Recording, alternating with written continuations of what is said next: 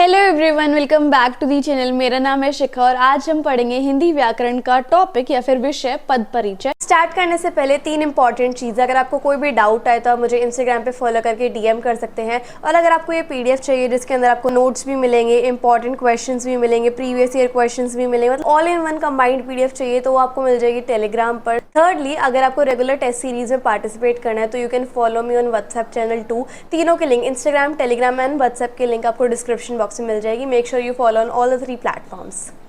पद क्या होते हैं? जैसे अगर मैं एक शब्द बोलूँ शिखा, शिखा एक शब्द है और यही शब्द अगर मैं वाक्य में यूज कर दूँ, शिखा पढ़ा रही है, तो शिखा जो है ये शब्द था, वो वाक्य में जब जैसे ही यूज हुआ तो शिखा जो है शब्द से क्या बन गया? पद। अब हम कहेंगे कि ये जो शिखा शब्द था जब वो वाक्य में यूज हो गया तो उसे हम क्या कहते हैं? पद।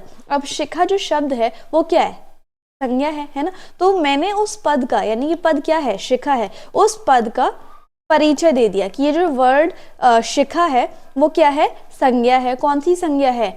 व्यक्तिवाचक संज्ञा है। कौन सा लिंग है? स्त्रीलिंग है। कौन सा वचन है? एक वचन है। तो ये मैं पूरा उस पद का परिचय बता रही हूँ, वो क्या हो गया? पद परिचय। ठीक है, जब हम पूरे पद का परिचय बताते हैं कि ये कौन सा पद है और इसका क्या भेद है, उसका क्या लिंग है, क्या वचन है, उसका क्या क्रिया से संबंध है, इस तरीके से। ठीक है, पद परिचय के भेद देख लेते हैं। संज्ञा, सर्वनाम, विशेषण, क्रिया, अव्यय, समुच्चय बोधक, संबंध बोधक, विस्मयादि बोधक, क्रिया विशेषण और निपात।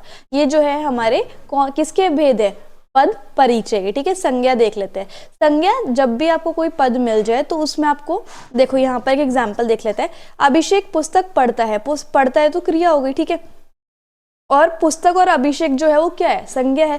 तो हम इन दोनों को बताते हैं। सबसे पहले तो आपने लिख दिया कि हाँ भाई, अभिषेक जो है वो संज्ञा है। कौन सी संज्ञा है? प्रॉपर नाउन है, यानी कि व्यक्तिवाचक जो है वो संज्ञा है। ठीक है, उसके बाद आपने इसका लिंग बता दिया कि भाई पुल्लिंग है, फिर आपने बता दिया कि ये एक वचन है। उसके बाद ये कारक कौन सा है? कारक भी हम ऐड करते हैं। ठीक है, कारक कौन सा है? अभिषेक पुस्तक पढ़ता है, कर्ता कारक है, तो कर्ता कारक जो है वो हमने लिख दिया। अब ये जो पढ़ता है ये क्या है? क्रिया। क्रिया का अभिषेक के साथ क्या संबंध है? तो ये करता है ना, तो क्रिया का कर्ता से संबंध है ना, पढ़ता है क्रिया का कर्ता। इस तरीके से आपको लिखना है। सेम अगर हम पुस्तक का करें, पुस्तक जो है वो संज्ञा है। कौन सी संज्ञा है? कॉमन नाउन है, जातिवाचक संज्ञा है और स्त्रीलिंग है, एक वचन है। पुस्तक पढ़ता है तो कर्म कारक है ना, और पढ़ता है ये जो क्रिया है इसके साथ इसका क्या संबंध है? कि ये कर्म है, ये कर्म हो रहा है, तो पढ़ता है क्रिया का कर्म। तो ये हो गया आपका संज्ञा पद परिचय, है ना। अब सर्वनाम पे आते हैं। सर्वनाम में भी आपको यही सारी चीजें बतानी है।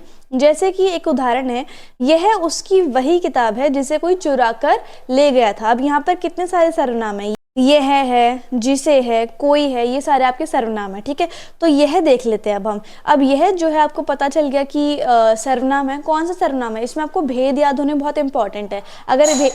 अगर भेद याद नहीं है तो पहले आप भेद याद करो। अब यह उसकी वही किताब है जिसे कोई चुरा कर ले गया था। अब यहाँ पर सर्वनाम क्या है? अब ये देखो, यहाँ पर यह जो है वो सर्वनाम है। सर्वनाम कौन सा सर्वनाम है? सबसे पहले तो ये देखो, ये कंफर्म्ड है कि यह किताब, तो ये कंफर्म्ड है तो निश्चितवाचक सर्वनाम हो गया। अब यहाँ पर सर्वनाम में पुरुष भी होते हैं, प्रथम पुरुष, उत्तम पुरुष और मध्यम पुरुष, है ना। तो यहाँ पर कौन सा पुरुष है? ये है उसकी वह किताब है, तो ये अन्य पुरुष को डिनोट कर, तो अन्य पुरुष, पुरुष भी आपने बता दिया। उसके बाद कौन सा लिंग है? पुल्लिंग है। वचन कौन सा है? एक वचन है। ठीक है, उसके बाद कारक कौन सा है? ये है उसकी वह किताब है जिसे कोई चुरा कर ले गया था। अब यहाँ पर उसकी आ रहा है, काके की रारेरी जो है वो संबंध कारक होता है, तो वो आपने बता दिया।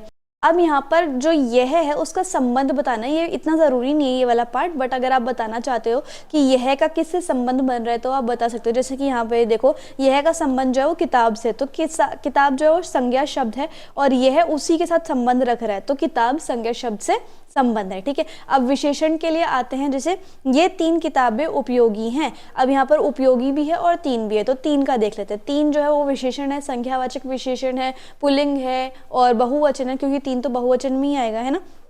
और यहाँ पर हम विशेष्य बताते हैं, तो जो 3 है ये किसका विशेष्य है? किताबों का, तो इस विशेषण का विशेष्य किताब है। इस तरीके से क्रिया देखो, क्रिया में थोड़े से ज्यादा पार्ट आते हैं। जैसे कि राम ने रावण को बाण से मारा। अब यहाँ पर मारा जो है वो आपकी क्रिया है। ठीक है, क्रिया का आपको पद परिचय बताना है, तो ये कौन सी क्रिया है? सकर्मक क्रिया है। पुल्लिंग, लिंग कौन सा है? पुल्लिंग है, एक वचन है। वाच्य कौन सा है इसका? राम ने रावण को मारा। अब ने आ गया तो कर्तरी वाच्य है।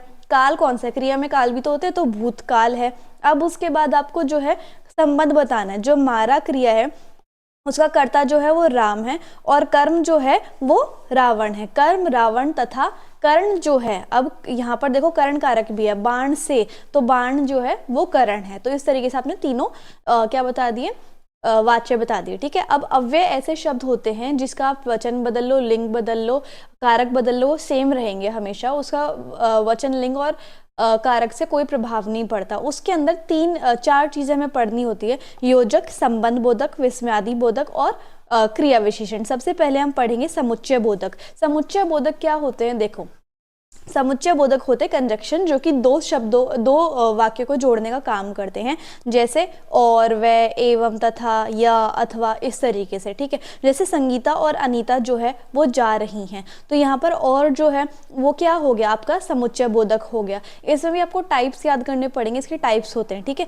अब समुच्चय बोधक अव्यय हो गया। ठीक है, और यहाँ पर आप लिख सकते हो कि ये और जो वो समुच्चय बोधक है, और जो है संगीता और अनीता दो संज्ञा शब्दों को जोड़ रहा है। ये संयोजक आपको लिखने की जरूरत नहीं है, ये दो आप परिचय के रूप में बता सकते हो। ठीक है, अब उसके बाद एक और एग्जाम्पल देख लेते हैं, संबंध बोधक अव्यय। इसमें संबंध बोधक क्या होते हैं, प्रेपोजिशंस है ना, जैसे कि के ऊपर, के नीचे, के बाद, के पहले, इस तरीके से। जैसे कि भोजन के बाद वज्रासन में बैठना चाहिए, के बाद जो है वो आपका संबंध बोधक है। और उसके बाद आपको रिलेशन बताना है, संबंध बताना है कि जो भोजन संज्ञा है, भोजन एक संज्ञा है ना, उसका संबंध जो है वो किसके साथ बताया गया है, बैठना शब्द के साथ बताया गया है। ठीक है, अब यहाँ पर देखो के नीचे भी आपका संबंध बोधक है ना, कुर्सी और गिलहरी के बीच में संबंध बता रहे, तो इसमें आपको संबंध जरूर बताना होता है। नेक्स्ट आपका विस्मयादि बोधक का पद परिचय।